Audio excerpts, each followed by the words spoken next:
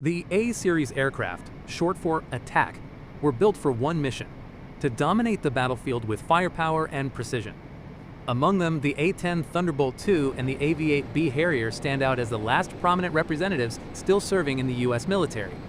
These icons of American air power ruled for decades, providing close air support, busting tanks, and surviving hits that would down lesser jets. But times have changed.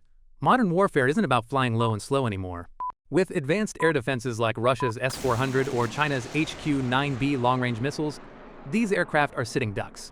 That's why the U.S. is shifting to stealth fighters like the F-35 and combat drones that can strike from a distance, survive in contested airspace, and do more with less risk. The A-10 is already being phased out. Harriers are being replaced. So yeah, the A-series is fading out not because they failed, but because the battlefield outgrew them.